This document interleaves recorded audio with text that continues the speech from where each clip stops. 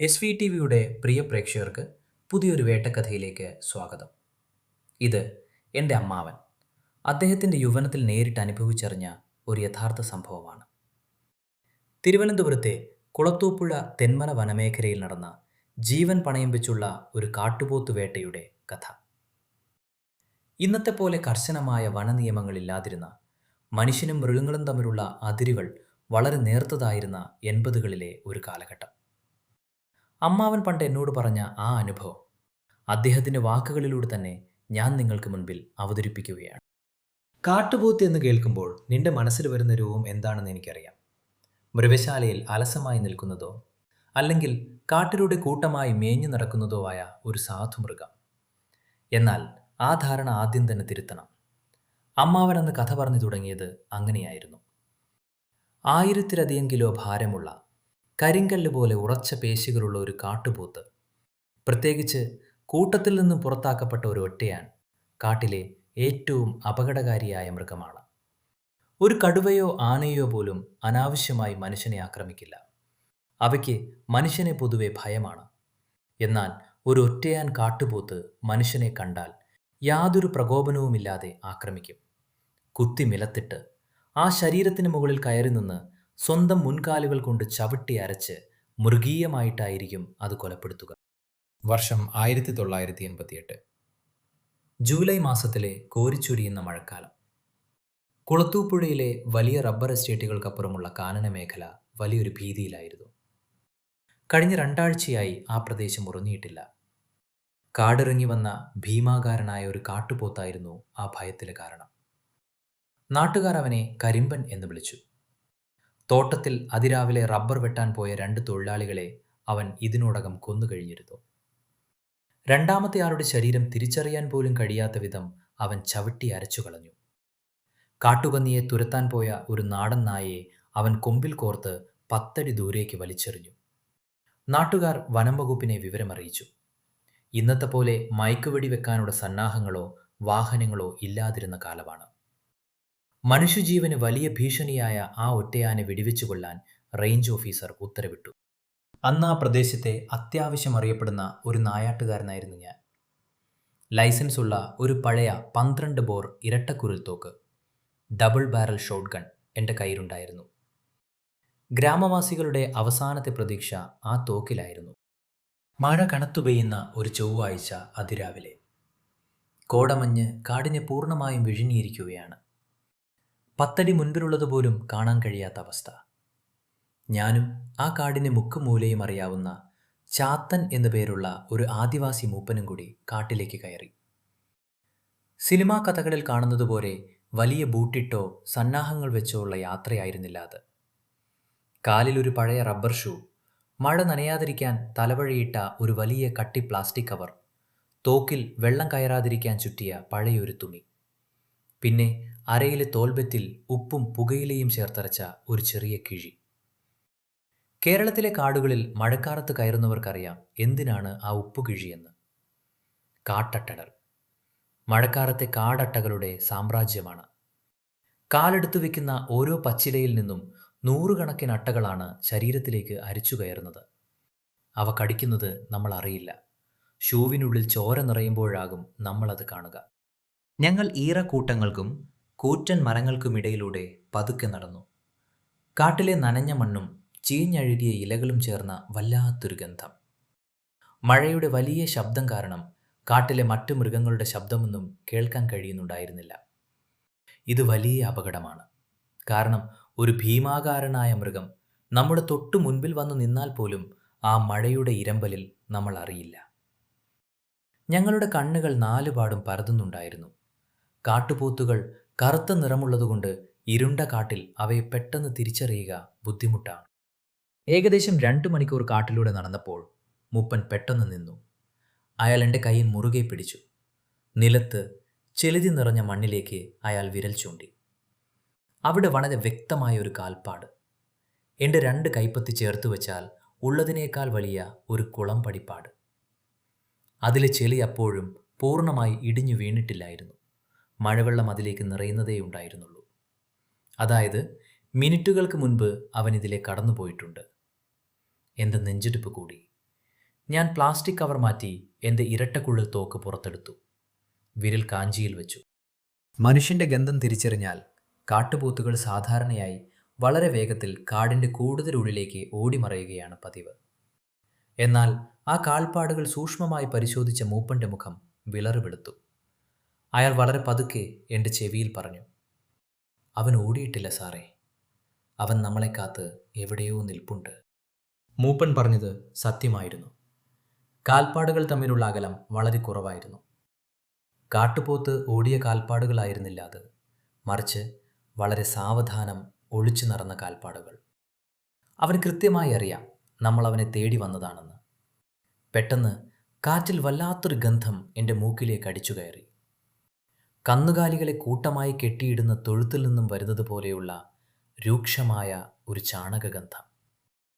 ഈ കനത്ത മഴയിലും ആ ഗന്ധം ഇത്ര വ്യക്തമായി കിട്ടണമെങ്കിൽ അവൻ ഞങ്ങളുടെ തൊട്ടരികിൽ എവിടെയോ ഉണ്ട്. ഞങ്ങൾ ഒരില പോലും അനക്കാതെ അവിടെ നിന്നു. ചുറ്റും ഇടതൂർന്ന ഈറക്കൂട്ടങ്ങളാണ്. കാടിൻ്റെ ഇരുട്ടിൽ ആ ഈറക്കൂട്ടങ്ങൾക്കപ്പുറം എന്താണെന്ന് കാണാൻ കഴിയില്ല. എൻ്റെ തോക്കിൻ്റെ കുരൽ ആ ശബ്ദമില്ലാത്ത ഇരുട്ടിലേക്ക് ഞാൻ ചൂണ്ടി നിന്നു. മഴത്തുള്ളികൾ എൻ്റെ മുഖത്തുകൂടി ഒലിച്ചിറങ്ങുന്നുണ്ടായിരുന്നു. പെട്ടെന്ന് എൻ്റെ വലതുവശത്തുള്ള ആ വലിയ ഈറക്കൂട്ടത്തിനുള്ളിൽ നിന്നും വളരെ ഘനമുള്ള ഒരു ശ്വാസോച്ഛ്വാസത്തിൻ്റെ ശബ്ദം ഞാൻ കേട്ടു. ഒരു വലിയ ഇരുമ്പ് കുഴലിലൂടെ അതിശക്തമായി കാറ്റ് പുറത്തേക്ക് ചീറ്റുന്നത് പോലെയുള്ള ശബ്ദം. അവനവിടെ നിൽപ്പുണ്ട്. ആ ഈറക്കൂട്ടങ്ങൾക്കിടയിലൂടെ അവൻ ഞങ്ങളെ കൃത്യമായി കാണുന്നുണ്ട്. എന്നാൽ ഞങ്ങൾക്കവനെ കാണാൻ കഴിയുന്നില്ല. വേട്ടക്കാരൻ ഇവിടെ ഇരയായി മാറിയിരിക്കുന്നുവെന്ന് എനിക്ക് മനസ്സിലായി. അവൻ കുതിച്ചു ചാറാൻ വേണ്ടി കാൽ മണ്ണിൽ ഉറപ്പിച്ച് ശ്വാസമെടുക്കുകയാണ്. എൻ്റെ തോക്കിലെ 2 തിരകൾ കൊണ്ട് ആ വലിയ മൃഗത്തെ വീഴ്ത്താൻ കഴിഞ്ഞില്ലെങ്കിൽ പിന്നെ ഞങ്ങളുടെ ജീവൻ ബാക്കിയുണ്ടാകില്ല. കാടിൻ്റെ വലിയ നിശബ്ദതയെ കീറിമുറിച്ചുകൊണ്ട് ആ ഇറക്കൂട്ടങ്ങൾ വലിയ ശബ്ദത്തിൽ ഒടിഞ്ഞു വീഴാൻ തുടങ്ങി. കറുത്ത വലിയൊരു മല ഞങ്ങൾക്ക് നേരെ പാഞ്ഞെടുക്കുകയാണ്.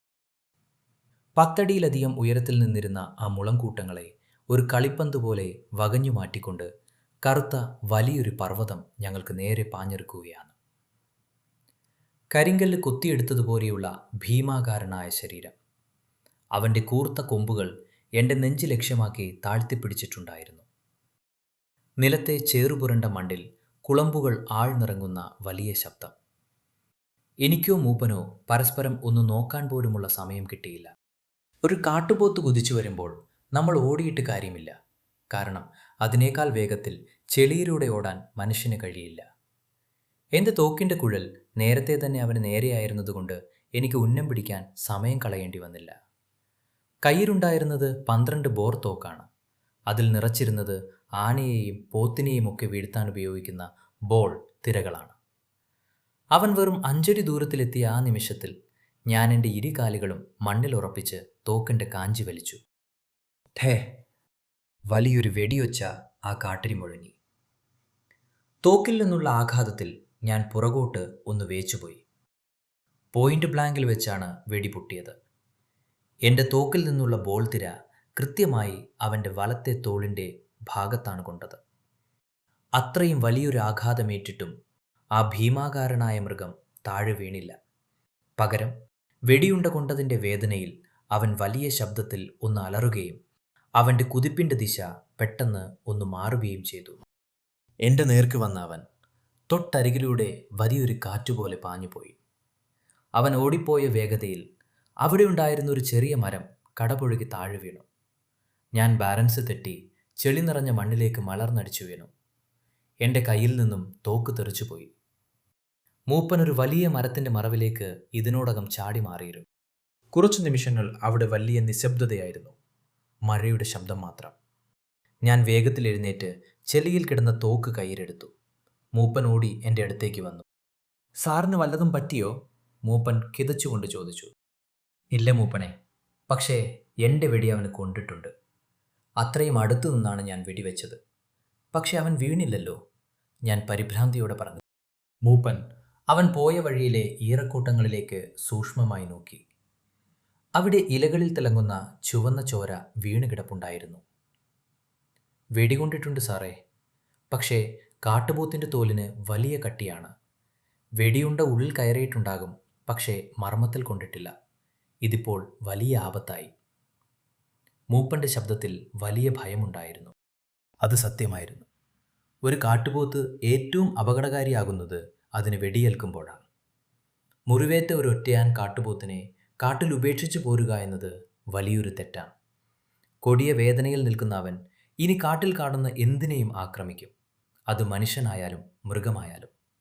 അവനെ ഇനി ജീവനോട് വിട്ടാൽ റബ്ബർ വെട്ടാൻ വരുന്ന പാവപ്പെട്ട തൊഴിലാളികളുടെ ജീവൻ വെച്ചുള്ള വലിയൊരു ചൂതാട്ടമായിരിക്കും അത്. ഞങ്ങൾക്ക് അവനെ പിന്തുടർന്ന് കൊന്നേ മതിയാകൂ. ഞങ്ങൾ ചോരപ്പാടുകൾ നോക്കി കാടിൻ്റെ കൂടുതൽ ഉള്ളിലേക്ക് നടക്കാൻ തുടങ്ങി. യാത്ര വളരെ ദുഷ്കരമായിരുന്നു.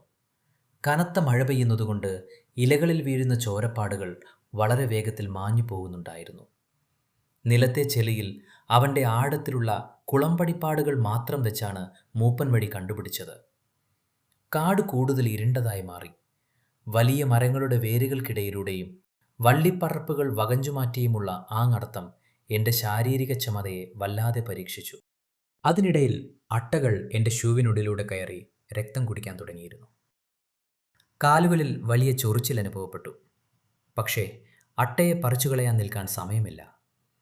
ഞാൻ അരയിൽ നിന്നും ഉപ്പുകിഴിയെടുത്ത് ഷൂവിന് മുകളിലൂടെ ഒന്ന് അമർത്തിവെച്ചു. ചോര കലർന്ന വെള്ളം ഷൂവിനുള്ളിൽ നിന്നും പുറത്തേക്ക് വരുന്നുണ്ടായിരുന്നു. ഏതാണ്ട് 1 കിലോമീറ്ററോളം ഞങ്ങൾ അവനെ പിന്തുടർന്ന് നടന്നു. ഒരിടത്തെത്തിയപ്പോൾ മൂപ്പൻ വീണ്ടും നിന്നു. അവിടെ നിരത്തെ ചെളി വല്ലാതെ കുഴഞ്ഞു മറിഞ്ഞു കിടപ്പുണ്ടായിരുന്നു. ഒരു മരത്തിൻ്റെ തായ്തടിയിൽ വലിയ തോതിൽ രക്തം പുരണ്ടിട്ടുണ്ട്. അവൻ ഇവിടെ കുറച്ചുനേരം നിന്നിട്ടുണ്ട് സാറേ. വെടിയേറ്റതിൻ്റെ ക്ഷീണം അവനുണ്ട്. കാല് നിലത്തുറയ്ക്കാത്തതുപോലെ അവനിവിടെ കിടന്നുരുണ്ടിട്ടുണ്ട്. മൂപ്പൻ ആ മണ്ണിലെ പാടുകൾ നോക്കി കൃത്യമായി പറഞ്ഞു. ഞാൻ തോക്കിലൊരു പുതിയ തിര കൂടി ലോഡ് ചെയ്തു. ഇനി എൻ്റെ കയ്യിൽ ബാക്കിയുള്ളത് വെറും 3 തിരകൾ മാത്രമാണ്. പെട്ടെന്ന് മൂപ്പൻ ആ മരത്തിന് ചുറ്റുമുള്ള കാൽപ്പാട് പരിശോധിച്ചു. അയാളുടെ മുഖത്തെ ഭാവം വീണ്ടും മാറി. അവൻ പതുക്കെ എൻ്റെ അടുത്തേക്ക് വന്ന് വളരെ നേർത്ത ശബ്ദത്തിൽ പറഞ്ഞു, സാറേ, അവൻ നേരെ മുന്നോട്ടല്ല പോയിരിക്കുന്നത്. കാൽപ്പാടുകൾ ഇവിടുന്ന് വലത്തോട്ട് തിരിഞ്ഞ് ഒരു വലിയ വൃത്തത്തിൽ കറങ്ങുകയാണ്. എൻ്റെ ഹൃദയമിടിപ്പ് വീണ്ടും വേഗത്തിലായി. കാട്ടുപോത്തുകൾക്കുള്ള, പ്രത്യേകിച്ച് ഒറ്റയാന്മാർക്കുള്ള ഏറ്റവും ഭയാനകമായ ഒരു ബുദ്ധിയാണത്. തന്നെ പിന്തുടരുന്ന വേട്ടക്കാരനെ കബളിപ്പിക്കാൻ അവ നേരെ മുന്നോട്ട് പോകുന്നതിന് പകരം കാട്ടിലൂടെ വലിയൊരു വൃത്തത്തിൽ കറങ്ങി വേട്ടക്കാരൻ വരുന്ന വഴിക്ക് പുറകിലായി എവിടെയെങ്കിലും പതുങ്ങിയിരിക്കും. വേട്ടക്കാരൻ മുന്നോട്ട് നോക്കി നടക്കുമ്പോൾ അവൻ പുറകിൽ നിന്നും വന്ന് ആക്രമിക്കും. ഞങ്ങളിപ്പോൾ നിൽക്കുന്നത് വലിയ മരങ്ങൾ തിങ്ങി നിറഞ്ഞ ഒരു പ്രദേശത്താണ്. ചുറ്റും കനത്ത കോടമഞ്ഞ്. മൂപ്പൻ പറഞ്ഞത് ശരിയാണെങ്കിൽ ആ ഭീമാകാരനായ ഒറ്റയാൻ ഇപ്പോൾ ഞങ്ങൾക്ക് മുന്നിലല്ല, മറിച്ച് ഞങ്ങൾക്ക് ചുറ്റുമുള്ള ഈ ഇരുട്ടിൽ എവിടെയോ ഞങ്ങളുടെ പുറകിലായി ഞങ്ങളെ ലക്ഷ്യം വെച്ച് പതുങ്ങി നിൽപ്പുണ്ട്. ഏതു നിമിഷവും പുറകിൽ നിന്നും ആ മരണം ഞങ്ങളെ തേടിയെത്താം. ഞാൻ എൻ്റെ തോക്ക് പുറകിലേക്ക് തിരിച്ചു പിടിച്ച് ആ കാടിൻ്റെ നിശബ്ദതയിലേക്ക് ചെവിയോർത്തു നിന്നു. കാട്ടിൽ നമ്മൾ വേട്ടയാടാൻ വന്ന മൃഗം നമ്മളെ തിരികെ വേട്ടയാടാൻ തുടങ്ങുന്ന ആ നിമിഷമുണ്ടല്ലോ, അതാണ് ഒരു നായാട്ടുകാരുടെ ജീവിതത്തിലെ ഏറ്റവും വലിയ പരീക്ഷ. പുറകിലെവിടെയോ ആ ഭീമാകാരനായ ഒറ്റയാൻ പതുങ്ങിയിരിപ്പുണ്ട് എന്ന തിരിച്ചറിവ് എൻ്റെ രക്തം മരവിപ്പിച്ചു. സിനിമയിലെ പോലെ വലിയ ശബ്ദത്തിൽ അലറിക്കൊണ്ടോ മരങ്ങൾ മറച്ചിട്ടുകൊണ്ടോ ഒന്നുമല്ല ഒരു കാട്ടുപോത്ത് പുറകിൽ നിന്നും വരിക. 1000 കിലോയിലധികം ഭാരമുള്ള ആ ശരീരം ഒരില പോലും അനക്കാതെ ഒരു പൂച്ചയെപ്പോലെ പതുങ്ങി വരും. അതാണ് കാടിൻ്റെ യാഥാർത്ഥ്യം. ചുറ്റും കനത്ത കോടമഞ്ഞും മഴയും. ഈറക്കൂട്ടങ്ങൾ കാരണം കാഴ്ച പൂർണ്ണമായും മറഞ്ഞിരിക്കുകയാണ്. എൻ്റെ തോക്ക് പുറകിലേക്ക് തിരിച്ചു പിടിച്ച് ഞാൻ നിന്നു. മൂപ്പൻ എൻ്റെ തോളിൽ പതുക്കെ തൊട്ടു. എന്നിട്ട് യാതൊരു ശബ്ദവുമില്ലാതെ ആംഗ്യം കാണിച്ചു. ഞങ്ങൾ നിൽക്കുന്നതിന് കുറച്ചകലെയായി വലിയൊരു താന്നിമരം നിൽപ്പുണ്ടായിരുന്നു. 4-5 പേർ വട്ടം പിടിച്ചാൽ മുട്ടാത്ത അത്രയും വണ്ണമുള്ള വലിയൊരു മരം. അതിൻ്റെ ചുവട്ടിലേക്ക് മാറാനാണ് മൂപ്പൻ കാണിച്ചത്. പുറകിൽ വലിയൊരു മരമുണ്ടെങ്കിൽ ആ കാട്ടുപോത്തിന് ഒരിക്കലും ഞങ്ങളെ പുറകിൽ നിന്നും കുത്താൻ കഴിയില്ല. അവൻ മുൻപിലൂടെ വരാൻ നിർബന്ധിതനാകും. ചെളിയിൽ കാൽ വഴുതാതിരിക്കാൻ വളരെ ശ്രദ്ധിച്ച് തോക്ക് മുൻപോട്ട് ചൂണ്ടി ഞങ്ങൾ പതുക്കെ ആ മരത്തിനടുത്തേക്ക് നടന്നു. മരത്തിൻ്റെ വലിയ തായ്തടിയിലേക്ക് പുറം ചാരി ഞങ്ങൾ നിന്നു. അതൊരു വലിയ ആശ്വാസമായിരുന്നു. ഇനി അവൻ വന്നാൽ ഞങ്ങളുടെ മുൻപിലൂടെയേ വരൂ. എൻ്റെ കയ്യിലുള്ള 12 ബോർ തോക്കിൽ വെള്ളം കയറാതിരിക്കാൻ ഞാൻ ശ്രദ്ധിച്ചിരുന്നു. മഴയത്ത് വെടിമരുന്ന് നനഞ്ഞാൽ തോക്ക് പൊട്ടില്ല. ജീവൻ രക്ഷിക്കാനുള്ള ഒരേയൊരു ആയുധം പണിമുടക്കിയാൽ പിന്നെ കാട്ടിൽ ഞങ്ങൾ ബാക്കിയുണ്ടാകില്ല. മഴയുടെ ശക്തി അല്പം കുറഞ്ഞു. പക്ഷേ കാറ്റടിക്കാൻ തുടങ്ങി. ഏതാണ്ട് 10 മിനിറ്റോളം ഞങ്ങൾ ആ മരച്ചുവട്ടിൽ അനങ്ങാതെ നിന്നു. കാലിലൂടെ അട്ടകൾ കയറുന്നുണ്ടെങ്കിലും അതൊന്നും ശ്രദ്ധിക്കാൻ കഴിയുന്ന അവസ്ഥയിലായിരുന്നില്ല ഞങ്ങൾ. ആ സമയത്താണ് കാറ്റിലൂടെ വീണ്ടും ആ ചാണകഗന്ധം അടിച്ചു കയറിയത്. ഇത്തവണ അതിനൊപ്പം അഴുകിയ ചോരയുടെ രൂക്ഷഗന്ധവുമുണ്ടായിരുന്നു. അവന് നല്ല പോലെ വെടികൊണ്ടിട്ടുണ്ട്. പെട്ടെന്ന് ഞങ്ങൾക്ക് നേരെ മുൻപിലായി ഏതാണ്ട് 20 അടി ദൂരത്തിലുള്ള ഒരു ചെറിയ പൊന്തക്കാടിനുള്ളിൽ നിന്നും ചെറിയൊരു ശബ്ദം കേട്ടു. ചെളിമണ്ണിൽ ഒരു ഭാരമുള്ള കുളമ്പമരുന്ന ശബ്ദം. ആ ശബ്ദം കേട്ടയുടനെ മൂപ്പൻ എൻ്റെ പുറകിലേക്ക് ഒതുങ്ങി നിന്നു. ഞാൻ തോക്ക് തോളോട് ചേർത്ത് ആ പൊന്തക്കാടിന് നേരെ ഉന്നം പിടിച്ചു. എൻ്റെ വിരലുകൾ തോക്കിൻ്റെ കാഞ്ചിയിൽ മുറുകി. കോടമഞ്ഞിൻ്റെ വെളുത്ത പുകമറയെ വകഞ്ഞു മാറ്റിക്കൊണ്ട് കറുത്ത വലിയൊരു രൂപം പുറത്തേക്ക് വന്നു. അവൻ തന്നെ, കരിമ്പൻ. ചോരയൊലിക്കുന്ന വലത്തെ തോളുമായി അവൻ ഞങ്ങൾക്ക് നേരെ തിരിഞ്ഞു നിന്നു. അവൻ്റെ കണ്ണുകൾ ചുവന്നു കലങ്ങിയിട്ടുണ്ടായിരുന്നു. ദേഷ്യവും വേദനയും കാരണം അവൻ്റെ മൂക്കിലൂടെ വലിയ ശബ്ദത്തിൽ ശ്വാസം പുറത്തേക്ക് വരുന്നുണ്ട്. എന്നെ അത്ഭുതപ്പെടുത്തിയത് അവൻ്റെ വലിപ്പമാണ്. ഇത്രയും വലിയൊരു കാട്ടുപോത്തിനെ ഞാൻ എൻ്റെ ജീവിതത്തിൽ കണ്ടിട്ടില്ല. അവൻ്റെ കൂർത്ത കൊമ്പുകൾക്കിടയിൽ തന്നെ വലിയൊരു അകലമുണ്ടായിരുന്നു. സാധാരണയായി കാട്ടുപോത്തുകൾ ഇത്രയും അടുത്തു നിന്നും മനുഷ്യനെ കണ്ടാൽ ഒന്ന് ഭയക്കുകയോ പിന്മാറുകയോ ചെയ്യും. എന്നാൽ മുറിവേറ്റ ഒറ്റയാന് ഭയമില്ല, പക മാത്രമേയുള്ളൂ. അവൻ നിലത്ത് ചെറിയിൽ മുൻകാൽ കൊണ്ട് അതിശക്തമായി മാന്തി. ചെളിയും ഇലകളും വായുവിൽ തെറിച്ചു. അത് അവൻ ആക്രമിക്കാൻ പോകുന്നതിൻ്റെ അവസാന മുന്നറിയിപ്പായിരുന്നു. അവൻ തല താഴ്ത്തി കൊമ്പുകൾ എനിക്ക് നേരെ പിടിച്ച് സർവശക്തിയുമെടുത്ത് കുതിച്ചു. ഭൂമി കുലുങ്ങുന്നതുപോലെയുള്ള ആ വരവ് കണ്ടാൽ ഏതൊരു മനുഷ്യനും ഒന്ന് പതറിപ്പോകും. 20 അടി ദൂരം താണ്ടാൻ അവന് വെറും 2 സെക്കൻഡ് മതി. എൻ്റെ ഉന്നം അവൻ്റെ വലിയ തലയുടെ മധ്യഭാഗത്തായിരുന്നു. നെറ്റിയിലെ കട്ടിയുള്ള അസ്ഥി തുളച്ച് വെടിയുണ്ട തലച്ചോറിൽ കയറിയാൽ അവൻ തൽക്ഷണം വീഴും. അവൻ 10 അടി ദൂരത്തിലെത്തിയ ആ വലിയ നിമിഷത്തിൽ ഞാൻ തോക്കിൻ്റെ കാഞ്ചി വലിച്ചു. ഠേ! വലിയൊരു വെടിയൊച്ച. തോക്കിൽ നിന്നുള്ള തീപ്പൊരി ആ മഞ്ഞിലേക്ക് തെറിച്ചു. എന്നാൽ കൃത്യം വെടിപൊട്ടുന്ന ആ നിമിഷത്തിൽ ചെളിയിൽ കാൽ വഴുതി അവൻ്റെ വലിയ തല ഒരൽപ്പം താഴേക്ക് ചരിഞ്ഞു പോയിരുന്നു. ഞാൻ ഉന്നം വെച്ച അവൻ്റെ നെറ്റിത്തറത്തിന് പകരം ആ വെടിയുണ്ട കൊണ്ടത് അവൻ്റെ ഇടത്തെ കൊമ്പിൻ്റെ വലിയ അടിത്തറയിലാണ്. കരിങ്കലിൽ വെടിവെച്ചതുപോലെയുള്ള ഒരു വലിയ ശബ്ദം കേട്ടു. ബോർഡ് തിരയുടെ ആഘാതത്തിൽ അവൻ്റെ ഇടത്തെ കൊമ്പിൻ്റെ ഒരു ഭാഗം അടർന്നു തെറിച്ചു. എന്നാൽ ആ വെടിയുണ്ട അവൻ്റെ തലയോട്ടി തുളച്ചില്ല. മറിച്ച് അത്രയും വലിയ ആഘാതത്തിൽ അവനൊന്ന് ഉലഞ്ഞു. എൻ്റെ നേർക്ക് വന്ന അവൻ്റെ വലിയ ശരീരം ഞാൻ ചാരി നിന്നിരുന്ന ആ വലിയ താന്നിമരത്തിൻ്റെ വശത്തേക്ക് അതിശക്തമായി വന്നിടിച്ചു. വലിയൊരു ലോറി വന്നിടിച്ചതുപോലെയുള്ള വലിയ ആഘാതം. ആ വലിയ മരം ഒന്നു കുലുങ്ങി. മരത്തിൻ്റെ തൊലിയും തടിയും അടർന്നു തെറിച്ചു. ആ ഇടിയുടെ ആഘാതത്തിൽ എൻ്റെ തോക്ക് നിലത്തേക്ക് വീണു. ഞാനും മൂപ്പനും മണ്ണിലേക്ക് തെറിച്ചു വീണു. എൻ്റെ വലത്തെ തോളിന് വലിയൊരു വേദന അനുഭവപ്പെട്ടു. മരത്തിലിടിച്ച കാട്ടുപോത്ത് ഒന്ന് വേച്ചുപോയി. അവൻ്റെ തലയ്ക്ക് വലിയൊരു ആഘാതമേറ്റിട്ടുണ്ട്. കൊമ്പിൽ നിന്നും നെറ്റിയിലൂടെ ചോര ഒഴുകുന്നുണ്ടായിരുന്നു. അവൻ ഞങ്ങളെ നോക്കി ഒന്നുകൂടി വലിയ ശബ്ദത്തിൽ അലറി. എന്നാൽ ഞങ്ങളെ വീണ്ടും ആക്രമിക്കുന്നതിന് പകരം അവൻ പെട്ടെന്ന് തിരിഞ്ഞ് കാടിൻ്റെ താഴെയുള്ള ഒരു വലിയ ചെരിവിലേക്ക് ഓടിമറച്ചു. അവൻ പോയ വഴിയിലെ കാട്ടുചെടികളും ചെറിയ മരങ്ങളും ഒടിഞ്ഞു വീഴുന്ന വലിയ ശബ്ദം കുറച്ചുനേരം കാട്ടിൽ മുഴങ്ങി കേട്ടു. ഞാൻ വേഗത്തിൽ എഴുന്നേറ്റ് എൻ്റെ തോക്ക് കയ്യിലെടുത്തു. മൂപ്പനും എഴുന്നേറ്റു. രണ്ടുപേരും വലിയ ശ്വാസമെടുക്കുന്നുണ്ടായിരുന്നു. ജീവൻ തിരികെ കിട്ടിയതിൻ്റെ ആശ്വാസം. സാറേ, അവർ നല്ലപോലെ പരിക്ക് പറ്റിയിട്ടുണ്ട്. കൊമ്പ് പൊട്ടിയതിൻ്റെ വലിയ ആഘാതം തലയിലുണ്ട്. അതുകൊണ്ടാണ് അവൻ തിരിഞ്ഞോടിയത്, മൂപ്പൻ പറഞ്ഞു. അതെ മൂപ്പനെ, പക്ഷെ അവൻ ചത്തില്ലല്ലോ. എൻ്റെ കയ്യിലാണെങ്കിൽ ഇനി വെറും 2 തിരകൾ മാത്രമേ ബാക്കിയുള്ളൂ. അവനെ നമ്മളിനി എവിടെ പോയി കണ്ടുപിടിക്കും? ഞാൻ നിരാശയോട് ചോദിച്ചു. മൂപ്പൻ അവൻ ഓടിമറഞ്ഞ ആ വലിയ ചെരുവിലേക്ക് നോക്കി. അവിടം കുത്തനെയുള്ള വലിയൊരു കൊക്കയിലേക്കാണ് പോകുന്നത്. കാടിൻ്റെ ഏറ്റവും ഇരുണ്ട ഭാഗം. അവൻ പോയത് താഴെയുള്ള കാട്ടരുവിയുടെ അടുത്തേക്കാണ് സാറേ. കാട്ടുപോത്തുകൾക്ക് വലിയ മുറിവ് പറ്റിയാൽ അവ വെള്ളമുള്ള സ്ഥലത്തേക്ക് പോകും. ചോര വാർന്നു പോകുമ്പോൾ അവയ്ക്ക് വലിയ ദാഹം തരും. അതുമാത്രമല്ല, മൂപ്പനൊന്ന് നിർത്തി എൻ്റെ മുഖത്തേക്ക് നോക്കി. മാത്രമല്ല, എന്താണ് മൂപ്പനെ? ഞാൻ ചോദിച്ചു. അതൊരു ചതിക്കുഴിയാണ് സാറേ. വെള്ളം കുടിക്കാനെന്ന വ്യാജേന അവൻ അരുവിയുടെ കരയിലെ ചെടിയിൽ പതുങ്ങിക്കിടക്കും. നമ്മൾ അവനെ തേടി ആ വലിയ ചെരിവിറങ്ങി താഴേക്ക് ചെല്ലുമ്പോൾ മുകളിൽ നിന്നും അവന് നമ്മളെ കൃത്യമായി കാണാം. നമ്മൾ വെള്ളത്തിൻ്റെ അടുത്തേക്ക് എത്തുമ്പോൾ അവൻ മുകളിൽ നിന്നും നമ്മുടെ മേലേക്ക് കുതിച്ചു ചാടും.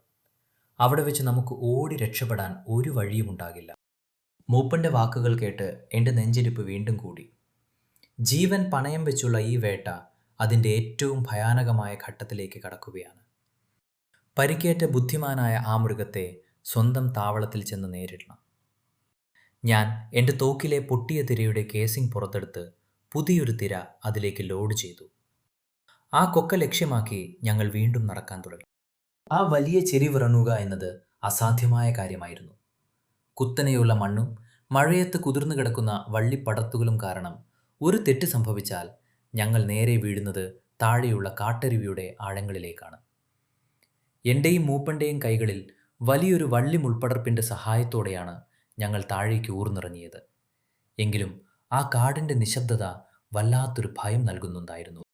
താഴെ എത്തിയപ്പോൾ അന്തരീക്ഷം കൂടുതൽ മരവിപ്പിക്കുന്നതായിരുന്നു. വെളിച്ചം വളരെ കുറവാണ്. വലിയ മരങ്ങളുടെ തായ്തടികൾക്കിടയിലൂടെ ഒഴുകുന്ന ചെറിയൊരു കാട്ടരുവി. അതിൻ്റെ ഇരുവശവും ചെളി നിറഞ്ഞ പായൽ പിടിച്ച പാറക്കെട്ടുകളാണ്. മൂപ്പൻ പറഞ്ഞതുപോലെ അതൊരു വലിയ ചതിക്കുഴിയാണെന്ന് എനിക്ക് തോന്നി. വെള്ളം കുടിക്കാൻ വേണ്ടി കാട്ടുപോത്ത് ഇവിടെ വന്നിട്ടുണ്ടാകും. പക്ഷേ അതിനപ്പുറം അവൻ ഞങ്ങളെയും കാത്ത് മുകളിൽ എവിടെയെങ്കിലും പതുങ്ങിയിരിപ്പുണ്ടാകാം. ഞങ്ങൾ വളരെ സാവധാനം ഒരു ചുവട് വയ്ക്കുമ്പോൾ പോലും കാറ്റിൽ ഇല അനങ്ങാത്തത്ര ശ്രദ്ധയോടെ മുന്നോട്ട് നീങ്ങി. അരുവിക്ക് തൊട്ടരികിലെ ചെളിയിൽ അവൻ്റെ കാൽപ്പാടുകളുണ്ടായിരുന്നു. അവ വളരെ വ്യക്തമാണ്. അവൻ ഇതിലെ പോയിട്ടുണ്ട്. പക്ഷേ ആ കാൽപ്പാടുകൾ അരുവി കടന്ന് അപ്പുറത്തെ പാറക്കെട്ടുകളിലേക്ക് കയറി പോകുന്നുണ്ടായിരുന്നു. മൂപ്പൻ ആ പാറക്കെട്ടുകൾ നോക്കി നിന്നു. സാറേ, അവൻ വെള്ളം കുടിക്കാൻ മാത്രമായിരുന്നില്ല വന്നത്. അവൻ അപ്പുറത്തെ ആ വലിയ കരിങ്കൽ പാറയ്ക്ക് മുകളിലേക്ക് കയറിപ്പോയിട്ടുണ്ട്. ആ പാറ ഒരു വലിയ മേൽപ്പുര പോലെ താഴത്തെ അരുവിക്ക് മുകളിൽ നിൽക്കുകയായിരുന്നു. അതിനു മുകളിലിരുന്നാൽ താഴെ അരുവിയിലെ എന്തിനേയും അവന് കൃത്യമായി കാണാം. മൂപ്പൻ പറഞ്ഞത് അക്ഷരം പ്രതി സത്യമായിരുന്നു. അവൻ ഈ കൊക്കയുടെ മുകളിൽ തന്നെയുണ്ട്. മുകളിലിരുന്ന് അവൻ താഴെ നമ്മളെ നിരീക്ഷിക്കുകയാണ്. ഞാൻ തലമുകളിലേക്ക് ഉയർത്തി നോക്കി. 10 അടി ഉയരത്തിൽ വലിയൊരു മരക്കൊമ്പ് ആ പാറയ്ക്ക് മുകളിലേക്ക് ചാഞ്ഞു നിൽക്കുന്നുണ്ട്. ആ മരക്കൊമ്പിലൂടെ അവന് അനായാസം പാറയ്ക്ക് മുകളിലേക്ക് കയറാം. അവൻ അവിടെയുണ്ടെങ്കിൽ നമ്മുടെ ഈ അരുവി കടക്കാൻ ശ്രമിച്ചാൽ അവൻ മുകളിൽ നിന്നും നമ്മുടെ മേലേക്ക് ചാടും. നമുക്കതിനെ നേരിടാൻ യാതൊരു വഴിയുമില്ല. ഞാൻ തോക്കുയർത്തിപ്പിടിച്ചു. എന്നാൽ മുകളിൽ ആ വലിയ പാറയുടെ മറവിൽ അവനെ കാണാൻ കഴിയുന്നില്ല. അവൻ അനങ്ങാതെ ഇരിക്കുകയാണ്. അവൻ നമ്മളെ തന്നെ നോക്കി നിൽക്കുകയാണെന്ന് എനിക്ക് ഉറപ്പായിരുന്നു. എന്തു ചെയ്യണം? തിരികെ പോകാൻ കഴിയില്ല. അവൻ നമ്മളെ പിന്തുടർന്ന് ആക്രമിക്കും. മുന്നോട്ടു പോകാൻ ഭയവും. പെട്ടെന്ന് മൂപ്പൻ എൻ്റെ കയ്യിൽ പിടിച്ച് താഴേക്ക് അമർത്തി. ഞാൻ മണ്ണിലേക്ക് താണു. ആ നിമിഷം എനിക്ക് മുകളിൽ ആ പാറയ്ക്ക് മുകളിൽ നിന്നും വലിയൊരു ശബ്ദം കേട്ടു. പാറയുടെ അരികിലിരുന്ന വലിയൊരു കരിങ്കൽ കഷണം അവൻ മനഃപൂർവ്വം തട്ടി താഴേക്കിട്ടതാണ്. ആ കല്ല് എൻ്റെ തലയ്ക്ക് തൊട്ടു മുകളിൽ കൂടി വലിയ ശബ്ദത്തിൽ പാഞ്ഞുപോയി അരുവിയുടെ മറുകരയിൽ വീണു. അവൻ നമ്മളെ പ്രകോപിപ്പിക്കുകയാണ്. നമ്മൾ പേടിച്ച് പുറകോട്ടോടുമ്പോൾ അവന് നമ്മളെ എളുപ്പത്തിൽ ആക്രമിക്കാം. അതാണ് അവൻ്റെ തന്ത്രം. എന്നാൽ ഞാൻ തോൽക്കാൻ തയ്യാറായിരുന്നില്ല. ഞാൻ മെല്ലെ അരുവിക്കപ്പുറത്തെ വലിയൊരു മരച്ചില്ലയിലേക്ക് ഉന്നം വെച്ചു. അവിടെ ആ മരച്ചില്ലയ്ക്ക് മുകളിൽ അവൻ്റെ വലിയൊരു കൊമ്പ് മാത്രം ചെറിയൊരു ഭാഗം കാണാമായിരുന്നു. അവൻ മുകളിൽ പാറയ്ക്ക് മുകളിൽ കിടക്കുകയാണ്. എൻ്റെ കയ്യിലുള്ളത് വെറും 2 തിരകൾ മാത്രം. ഒന്ന് പാഴായാൽ എൻ്റെ ജീവിതം തീരും. ഞാൻ ശ്വാസമടക്കി പിടിച്ച് ആ കൊമ്പിൻ്റെ ഭാഗത്തേക്ക് ലക്ഷ്യം വെച്ചു. അവൻ അനങ്ങുന്നില്ല. എൻ്റെ വിരൽ കാഞ്ചിയിലമർന്നു. ഠേ! വെടിപൊട്ടി. ആ വലിയ ശബ്ദം ആ കൊക്കയിൽ പ്രതിധ്വനിച്ചു. വെടിയുണ്ട കൊള്ളേണ്ടടുത്ത് തന്നെ കൊണ്ടു എന്ന് എനിക്ക് ഉറപ്പായിരുന്നു. കാരണം ആ വലിയ കൊമ്പിൻ്റെ ഭാഗം വലിയൊരു ശബ്ദത്തോടെ തകർന്ന് താഴേക്ക് വീണു. എന്നാൽ അവൻ വീണില്ല. പകരം വേദന കൊണ്ട് വലിയൊരു അലർച്ചയോടെ അവൻ ആ പാറയുടെ മുകളിൽ നിന്നും താഴേക്ക് കൃത്യം അരുവിയിലേക്ക് എടുത്തു ചാടി. ഞാൻ ഒട്ടും വൈകിയില്ല. തോക്ക് താഴേക്ക് താഴ്ത്തി താഴെ അരുവിയിൽ വീണ് കിടക്കുന്ന അവന് നേരെ ഞാൻ 2ാമത്തെ വെടിയുണ്ട കൂടി ഉതിർത്തു. ഠേ! ആ വെടി കൃത്യമായി അവൻ്റെ കഴുത്തിൻ്റെ വശത്താണ് കൊണ്ടത്. അതവനെ പൂർണ്ണമായും തളർത്തി. അവൻ വെള്ളത്തിൽ കിടന്ന് ഒന്ന് വിറച്ചു. അവൻ്റെ കാലുകൾ വെള്ളത്തിലടിച്ചു. കുറച്ച് നിമിഷങ്ങൾ ആ വലിയ മൃഗം നിശബ്ദനായി. കാടിൻ്റെ മരണം ആ അരുവിയിൽ തളം കെട്ടി നിന്നു. മൂപ്പൻ വളരെ സാവധാനം വെള്ളത്തിലേക്കിറങ്ങി. അവൻ അനങ്ങുന്നില്ലെന്ന് ഉറപ്പുവരുത്തിയ ശേഷം മൂപ്പൻ എന്നെ നോക്കി കൈയുയർത്തി കാണിച്ചു. ആ വലിയ ഒട്ടയാൻ ഒടുവിൽ വീണു വഴിയിരിക്കുന്നു. എൻ്റെ കാലുകൾ വിറയ്ക്കുന്നുണ്ടായിരുന്നു. ഇത്രയും കാലത്തെ നായാട്ടിനിടയിൽ ഇത്രയും വലിയൊരു പോരാട്ടം ഞാൻ നടത്തിയിട്ടില്ല. ഞങ്ങൾ വെള്ളത്തിലേക്ക് ഇറങ്ങിച്ചെന്നു. അപ്പോഴാണ് ഞാൻ ആ കാഴ്ച കണ്ടത്. അവൻ അത്രയും നേരം വേദന സഹിച്ചുകൊണ്ട് ഈ കൊക്കയിൽ വന്ന് പതിയിരുന്നത് വെറുതെ അല്ലായിരുന്നു. അവൻ്റെ വയറിനോട് ചേർന്ന് വലിയൊരു മുറിവുണ്ടായിരുന്നു. കാട്ടിൽ മറ്റേതോ കടുവയോ അല്ലെങ്കിൽ വലിയൊരു വന്യമൃഗമോ അവനെ നേരത്തെ ആക്രമിച്ചതാണ്. ആ മുറിവ് കാരണം അവന് ഓടാൻ കഴിഞ്ഞില്ല. വേദന കൊണ്ട് ഭ്രാന്തനായതുകൊണ്ടാണ് അവൻ മനുഷ്യരെ ആക്രമിക്കാൻ തുടങ്ങിയത്. ആ വലിയ മൃഗത്തിൻ്റെ കണ്ണുകളിലേക്ക് ഞാൻ നോക്കി. അതിൽ പക ഉണ്ടായിരുന്നില്ല, മറിച്ച് കടുത്ത വേദനയും അവസാനത്തെ നിസ്സഹായതയുമായിരുന്നു. ഞാൻ തോക്ക് താഴെ വെച്ചു. കാടിൻ്റെ രാജാവിനെ വീഴ്ത്തിയവനാണ് ഞാൻ. പക്ഷേ അപ്പോൾ എനിക്ക് തോന്നിയത് വലിയൊരു അപരാധം ചെയ്തതുപോലെയുള്ള സങ്കടമായിരുന്നു. അരുവിയുടെ തണുത്ത വെള്ളത്തിൽ ചോര പടരുന്നത് ഞാൻ നോക്കി നിന്നു. 1000-ലധികം കിലോ ഭാരമുള്ള ആ ഭീമാകാരനായ ഒട്ടയാൻ ഇതാ എൻ്റെ കാൽ കീഴിൽ ജീവനറ്റ് കിടക്കുകയാണ്. മരണത്തിൻ്റെ വലിയൊരു നിശബ്ദത ആ കൊക്കയിൽ തളം കെട്ടി നിന്നു. എൻ്റെ കൈകൾ അപ്പോഴും വെടിയുതിർത്തതിൻ്റെ ആഘാതത്തിൽ വിറയ്ക്കുന്നുണ്ടായിരുന്നു.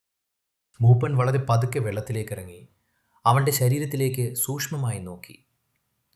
ഞാൻ നേരത്തെ മുകളിൽ നിന്നും കണ്ട ആ വലിയ മുറിവ് വെറുമൊരു വന്യമൃഗത്തിൻ്റെ ആക്രമണമായിരുന്നില്ല എന്ന് അടുത്തു ചെന്നപ്പോഴാണ് ഞങ്ങൾക്ക് മനസ്സിലായത്. അവൻ്റെ വയറിനോട് ചേർന്ന് ഇടത്തെ പിൻകാലിൻ്റെ തുടയിലായി വളരെ വലിയൊരു ഇരുമ്പ് കുരുക്ക്, വയർ സ്നെയർ, ആഴ്ന്നിറങ്ങിയിട്ടുണ്ടായിരുന്നു. നാട്ടുകാർ കാട്ടുപന്നിയെ പിടിക്കാൻ അതിർത്തിയിൽ വെക്കുന്ന തരം ബ്രേക്കേബിൾ കൊണ്ടുള്ള കട്ടിയുള്ള ഇരുമ്പ് കുരുക്ക്. മാസങ്ങൾക്ക് മുൻപ് അതിൽ കുടുങ്ങിയതാകണം അവൻ. ആ വലിയ കരുത്തിൽ ഇരുമ്പുകയർ പൊട്ടിച്ചെടുത്ത് അവൻ കാട്ടിലേക്ക് ഓടിയെങ്കിലും ആ കുരുക്ക് അവൻ്റെ കാലിൽ കിടന്ന് മുറുകി മാംസം പൂർണ്ണമായി മഴുകി വലിയൊരു വ്രണമായി മാറിയിരുന്നു. വെള്ളത്തിൽ കിടക്കുമ്പോഴും ആ മുറിവിൽ നിന്നും വലിയ തോതിൽ പഴുപ്പ് വരുന്നുണ്ടായിരുന്നു. ഇതാണ് സാറേ ഇവനെ ഈ കോടത്തിലാക്കിയത്. മൂപ്പൻ ആ ഇരുമ്പ് കുരുക്കിലേക്ക് വിരൽ ചൂണ്ടി സങ്കടത്തോടെ പറഞ്ഞു. ഇത്രയും വലിയ വേദനയും വെച്ച് കാട്ടിലൂടെ നടക്കുമ്പോൾ അവൻ എന്തു മനുഷ്യൻ, എന്തു മൃഗം! വേദന കൊണ്ട് ഉറങ്ങാനോ ഇര തേടാനോ കഴിയാതെ ഭ്രാന്ത് പിടിച്ച അവസ്ഥ. മുന്നിൽ കാണുന്നതിനെയൊക്കെ കുത്തിക്കൊള്ളുക എന്നത് മാത്രമായിരുന്നു അവൻ്റെ മുന്നിലുള്ള ഒരേയൊരു വഴി. എനിക്ക് വലിയൊരു കുറ്റബോധം തോന്നി. കാട്ടുപോത്ത് ഒരു കാരണവുമില്ലാതെ കൊലയാളിയായതല്ല. മനുഷ്യൻ സ്വാർത്ഥതയ്ക്ക് വേണ്ടി വെച്ച കെണിയിൽപ്പെട്ട് വേദന തിന്നു ജീവിച്ച ഒരു പാവം മൃഗം. നമ്മൾ തന്നെ അവനൊരു കൊലയാളിയാക്കി. ഒടുവിൽ ന്യായവിധി നടപ്പിലാക്കാൻ നമ്മൾ തന്നെ അവന് വെടിവെച്ചു കൊന്നു. കാടിൻ്റെ യഥാർത്ഥ രാജാവാകേണ്ടിയിരുന്നവനാണ് മനുഷ്യൻ്റെ ക്രൂരതയ്ക്കിരയായി ഈ കൊക്കയിലെ ചെളിവെള്ളത്തിൽ കിടക്കുന്നത്. മഴ വീണ്ടും ശക്തി പ്രാപിച്ചു. സമയം ഉച്ചയ്ക്ക് 3 മണി കഴിഞ്ഞിട്ടേയുള്ളൂ. എങ്കിലും കാട്ടിൽ വലിയ ഇരുട്ട് വീണു തുടങ്ങിയിരുന്നു. ഈ കൊടുങ്കാട്ടിൽ നിന്നും 1000 കിലോയുള്ള ശരീരവുമെടുത്ത് ഞങ്ങൾക്ക് കാടിറങ്ങാൻ കഴിയില്ല. വനംവകുപ്പ് ഉദ്യോഗസ്ഥർ നേരിട്ട് വന്ന് മഹസർ തയ്യാറാക്കണം. അവൻ്റെ ഒരു കൊമ്പിൻ്റെ ചെറിയൊരു കഷണം അടർന്നു മാറിയത് അടയാളമായി ഞാൻ പോക്കറ്റിലിട്ടു. ഞങ്ങൾ അവിടുന്ന് ഗ്രാമത്തിലേക്ക് മടങ്ങാൻ തീരുമാനിച്ചു. ആ വലിയ കൊക്കയിലൂടെ കുത്തനെയുള്ള ചെരിവ് കയറുക എന്നത് ഇറങ്ങിയതിനേക്കാൾ ദുഷ്കരമായിരുന്നു. മണിക്കൂറുകൾ നീണ്ട പോരാട്ടം കാരണം കൈകാലുകൾ പൂർണ്ണമായും കുഴഞ്ഞിരുന്നു. ഷൂവിനുള്ളിൽ കയറിയ അട്ടകൾ ചോര കുടിച്ച് വീർത്ത് പുറത്തേക്ക് വീഴുന്നുണ്ടായിരുന്നു. പക്ഷേ അതൊന്നും ശ്രദ്ധിക്കാൻ ഞങ്ങൾക്ക് സമയമില്ലായിരുന്നു. ഓരോ ചുവട് വയ്ക്കുമ്പോഴും പുറകിൽ നിന്നും ആ ഒട്ടയാൻ്റെ അലർച്ച ഞാൻ കേൾക്കുന്നത് പോലെ തോന്നി. വൈകുന്നേരം 5:30 ഞങ്ങൾ കാടിറങ്ങി റബ്ബർ തോട്ടത്തിൻ്റെ അതിർത്തിയിൽ എത്തിച്ചേർന്നു. മഴയത്ത് കുടയും ചൂടി തോക്കും പിടിച്ച് ചെളിയിൽ കുടിച്ചു വരുന്ന ഞങ്ങളെ കണ്ടപ്പോൾ അവിടെ കാത്തുനിന്ന റബ്ബർ വെട്ടുതൊഴിലാളികളും ഗ്രാമീണരും ഓടി വന്നു. എല്ലാവരുടെയും മുഖത്ത് വലിയ ആകാംക്ഷയും ഭയവും ഉണ്ടായിരുന്നു. സിനിമകളിൽ കാണുന്നത് പോലെ എന്നെ തോടിലേറ്റുകയോ വലിയ മുദ്രാവാക്യം വിളിക്കുകയോ ഒന്നും അവിടെ ഉണ്ടായില്ല. കരിമ്പൻ തീർന്നു എന്ന് ഞാൻ വളരെ പതുക്കെ പറഞ്ഞപ്പോൾ അവിടെ ഉണ്ടായിരുന്ന പലരുടെയും കണ്ണുകൾ നിറയുന്നത് ഞാൻ കണ്ടു. സന്തോഷം കൊണ്ടായിരുന്നില്ല അത്. തങ്ങളുടെ കൂടെ ജോലി ചെയ്തിരുന്ന, കരിമ്പൻ്റെ കുത്തേറ്റ് ദാരുണമായി മരിച്ച ആ പാവം തൊഴിലാളികളുടെ മുഖമായിരിക്കാം അവർക്കപ്പോൾ ഓർമ്മ വന്നത്. വലിയൊരു നെടുവീർപ്പായിരുന്നു ആ ഗ്രാമം മുഴുവൻ. മാസങ്ങൾ നീണ്ട ഭയത്തിന് അവിടെ അവസാനമാകുകയാണ്. നാളെ രാവിലെ റേഞ്ചറേയും കൂട്ടി കാട്ടിലേക്ക് പോകണം. അവനവിടെ കൊക്കയിലെ അരുവിയിൽ കിടപ്പുണ്ട്, ഞാൻ ഗ്രാമത്തലവനോട് പറഞ്ഞു. അന്ന് രാത്രി വീടിൻ്റെ വരാന്തയിലിരുന്ന് ചൂടുവെള്ളത്തിൽ തോക്കിലെ ചെളിയും കറയും വൃത്തിയാക്കുമ്പോൾ എൻ്റെ മനസ്സിൽ ആ കാട്ടുപോത്തിൻ്റെ പഴുത്ത കാലിലെ ഇരുമ്പുകുരുക്ക് മാത്രമായിരുന്നു. ഈ ലോകം മനുഷ്യന് മാത്രം അവകാശപ്പെട്ടതാണെന്ന നമ്മുടെ അഹങ്കാരമാണ് പലപ്പോഴും ഇത്തരം ദുരന്തങ്ങൾക്ക് കാരണം എന്ന് ഞാൻ ചിന്തിച്ചു. എങ്കിലും ആ രാത്രി വലിയൊരു സമാധാനത്തോടെ ഗ്രാമം മുഴുവൻ ഉറങ്ങി. എന്നാൽ ആ സമാധാനം അധികകാലം നീണ്ടുനിന്നില്ല എന്ന് പിറ്റേ ദിവസം രാവിലെ കാട്ടിലേക്ക് പോയ വനം വകുപ്പ് ഉദ്യോഗസ്ഥർ തിരിച്ചു വന്നപ്പോൾ എനിക്ക് മനസ്സിലായി. കാട് അതിൻ്റെ വലിയൊരു രഹസ്യം അപ്പോഴും ബാക്കി വെച്ചിട്ടുണ്ടായിരുന്നു. പിറ്റേ ദിവസം രാവിലെ മഴയ്ക്ക് നേരിയ ശമനമുണ്ടായിരുന്നു. ആകാശം അല്പം തെളിഞ്ഞുവെങ്കിലും കാടിനുള്ളിൽ മരച്ചില്ലകളിൽ നിന്നും അപ്പോഴും മഴവെള്ളം ഇറ്റുവീഴുന്നുണ്ടായിരുന്നു. രാവിലെ 8 മണിയോടെ ഫോറസ്റ്റ് റേഞ്ച് ഓഫീസറും തോക്കേന്തിയ 3 വനം വകുപ്പ് ഗാർഡുമാരും ഞാനും ചാത്തൻ മൂപ്പനും കൂടി കാട്ടിലേക്ക് തിരിച്ചു. ഇന്നലെ ഞാൻ വെടിവെച്ചിട്ട ആ ഒറ്റയാൻ്റെ മഹസർ തയ്യാറാക്കാനും ഗവൺമെൻറ് രേഖകളിലേക്ക് ആവശ്യമായ തെളിവിനായി അവൻ്റെ കൊമ്പുകൾ മുറിച്ചെടുക്കാനും വേണ്ടിയായിരുന്നു ആ യാത്ര. പകൽ വെളിച്ചത്തിൽ ആ കാട് അത്ര ഭയാനകമായി തോന്നിയില്ലെങ്കിലും ഇന്നലത്തെ സംഭവങ്ങളുടെ നടുക്കം എൻ്റെ മനസ്സിൽ നിന്നും വിട്ടുമാറിയിരുന്നില്ല. ഞങ്ങൾ വീണ്ടും ആ വലിയ ചെരിവിറങ്ങി താഴെ കൊക്കയിലെ കാട്ടരുവിക്കടുത്തേക്ക് നടന്നു. കാട്ടിൽ അഴുകിയ ചോരയുടെയും മാംസത്തിൻ്റെയും വലിയൊരു ഗന്ധം അടിച്ചു വീശുന്നുണ്ടായിരുന്നു. തോക്കുകൾ തയ്യാറാക്കി പിടിച്ചുകൊണ്ടാണ് ഗാർഡുമാർ മുൻപോട്ട് നടന്നത്. എന്നാൽ താഴെ അരുവിക്കരിയിലെത്തിയപ്പോൾ ഞങ്ങൾ കണ്ട കാഴ്ച എല്ലാവരുടെയും ശ്വാസം നിലപ്പിച്ചു കളഞ്ഞു. ഇന്നലെ ഞാൻ വെടിവെച്ചിട്ടപ്പോൾ ആ കാട്ടുപോത്ത് വീണത് അരുവിയുടെ നടുവിലെ വെള്ളത്തിലായിരുന്നു. എന്നാൽ ഇപ്പോൾ ആ വലിയ ശരീരം അവിടെ വെള്ളത്തിലില്ല. പകരം അരുവിയിൽ നിന്നും ഏതാണ്ട് 10 അടി മാറി ചെളി നിറഞ്ഞ ഉയർന്ന കരയിലേക്ക് ആ ഭീമാകാരനായ മൃഗത്തെ ആരോ വലിച്ചു കയറ്റിയിട്ടിരിക്കുന്നു. 1000-ലധികം കിലോ ഭാരമുള്ള ഒരു ലോറിയോളം പോന്ന ആ ഒറ്റയാനെ വെള്ളത്തിൽ നിന്നും കരയിലേക്ക് വലിച്ചു കയറ്റണമെങ്കിൽ കുറഞ്ഞത് 10-15 മനുഷ്യർ വലിയ വടം കെട്ടി വലിക്കണം. ഈ കൊടുങ്കാട്ടിൽ രാത്രി ആര് വരാനാണ്? ഞങ്ങൾ ജാഗ്രതയോടെ ആ ശരീരത്തിനടുത്തേക്ക് ചെന്നു. അവൻ്റെ പിൻഭാഗത്തെ മാംസം വലിയ തോതിൽ ആരോ കടിച്ചു പറിച്ചിട്ടുണ്ടായിരുന്നു. വനം വകുപ്പ് ഉദ്യോഗസ്ഥർ പരസ്പരം ഭയത്തോടെ നോക്കി. ചാത്തൻ മൂപ്പൻ തോക്കിലെ സേഫ്റ്റി ക്യാച്ച് മാറ്റിയിട്ട് വളരെ സാവധാനം ആ ചെളിമണ്ണിലേക്ക് കുനിഞ്ഞിരുന്ന് പരിശോധിച്ചു. അയാളുടെ മുഖത്തെ മാംസപേശികൾ വലിഞ്ഞു മുറുകി. യാതൊരു ശബ്ദവുമില്ലാതെ അയാൾ ആ ചെറിയിലേക്ക് വിരൽ ചൂണ്ടി. അവിടെ ആ കാട്ടുപോത്തിനെ വലിച്ചു കയറ്റിയ വഴിയിലുടനീളം വളരെ വലിയ കാൽപ്പാടുകൾ പതിഞ്ഞിട്ടുണ്ടായിരുന്നു. ഒരു മനുഷ്യൻ്റെ തുറന്ന കൈപ്പത്തിയേക്കാൾ വലിപ്പമുള്ള കാൽപ്പാടുകൾ. കടുവ, മൂപ്പൻ വളരെ നേർത്ത ശബ്ദത്തിൽ മന്ത്രിച്ചു. സാധാരണ കടുവയല്ല സാറേ, കാടിനെ വിറപ്പിക്കുന്ന വലിയൊരു ആൺകടുവ. ഇന്നലെ രാത്രി അവനിവിടെ വന്നിട്ടുണ്ട്. ഈ കാട്ടുപോത്തിനെ അവൻ ഒറ്റയ്ക്കാണ് ഈ കരയിലേക്ക് വലിച്ചു കയറ്റിയത്. എൻ്റെ സിരകളിലെ രക്തം തണുത്തുറയുന്നതുപോലെ എനിക്ക് അനുഭവപ്പെട്ടു. ഒരു വേട്ടക്കാരൻ എന്ന നിലയിൽ ആ നിമിഷമാണ് കാടിൻ്റെ യഥാർത്ഥ ഭീകരത ഞാൻ തിരിച്ചറിഞ്ഞത്. ഇന്നലെ മുറിവേറ്റ കാട്ടുപോത്ത് ചോരയൊലിപ്പിച്ച് ഈ കാട്ടിലൂടെ ഓടിയപ്പോൾ ആ രക്തത്തിൻ്റെ ഗന്ധം പിടിച്ച് ഈ കടുവയും അവൻ്റെ പുറകെയുണ്ടായിരുന്നു. ഞങ്ങൾ ആ വലിയ താന്നിമരത്തിൻ്റെ ചുവട്ടിൽ കാട്ടുപോത്തിനെ ഭയന്നു നിൽക്കുമ്പോൾ ഈ കടുവയും ഞങ്ങൾക്ക് ചുറ്റുമുള്ള ആ കോടമഞ്ഞിൽ എവിടെയോ പതുങ്ങിയിരിപ്പുണ്ടായിരുന്നു. ഒരുപക്ഷെ ഞങ്ങൾ അവനെ വെടിവെച്ചില്ലായിരുന്നുവെങ്കിൽ ആ കടുവ ഞങ്ങളെ ആക്രമിച്ചേനെ.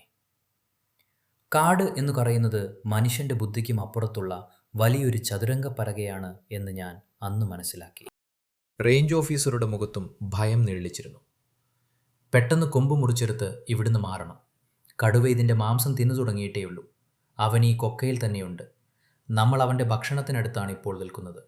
ഏതു നിമിഷവും അവൻ നമ്മളെ ആക്രമിക്കാം, ഓഫീസർ ഗാർഡുമാരോട് പറഞ്ഞു.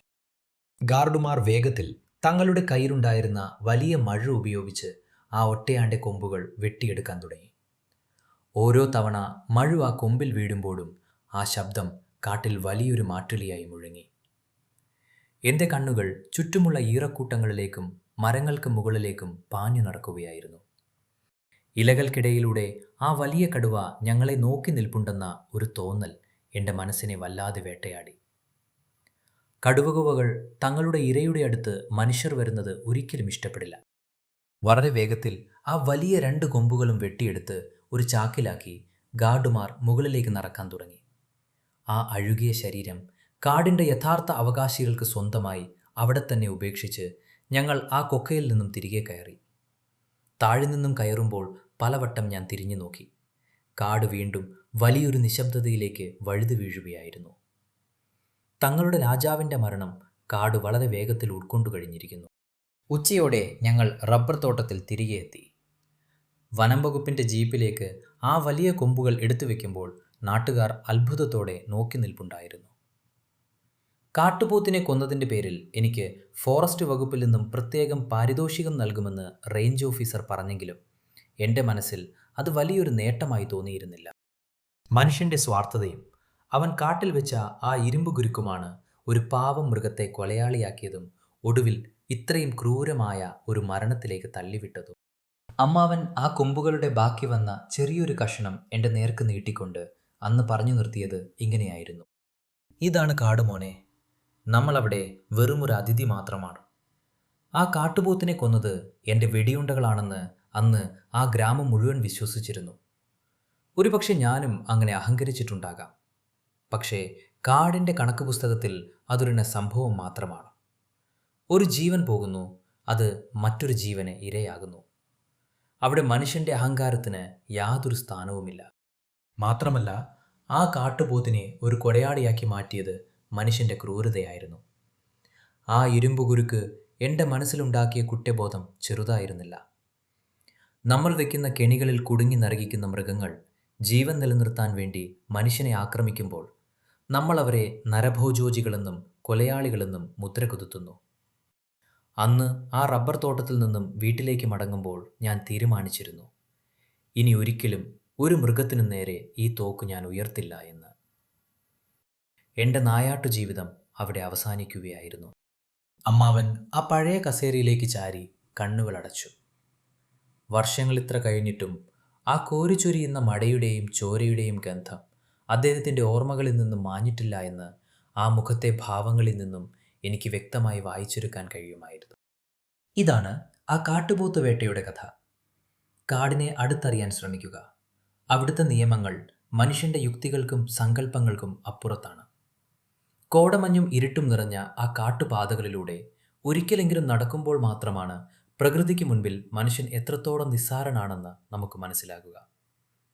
80കളിലെ ആ പഴയ തോക്കും പിടിച്ച് സ്വന്തം ജീവൻ പണയം വെച്ച് ഒരു നാടിനെ രക്ഷിക്കാൻ പോയ ആ നായാട്ടുകാരൻ്റെ അനുഭവക്കുറിപ്പ് ഇവിടെ പൂർണ്ണമാകുകയാണ്. ഇതുപോലുള്ള കൂടുതൽ മികച്ച കഥകളും യാഥാർത്ഥ്യങ്ങളും അറിയാൻ SVTV സബ്സ്ക്രൈബ് ചെയ്യുക. കാടിൻ്റെയോ അല്ലെങ്കിൽ തികച്ചും വ്യത്യസ്തമായ മറ്റൊരു വിഷയവുമായോ ഞാൻ വീണ്ടും വരാം. അതുവരെ എല്ലാവർക്കും നന്ദി, നമസ്കാരം.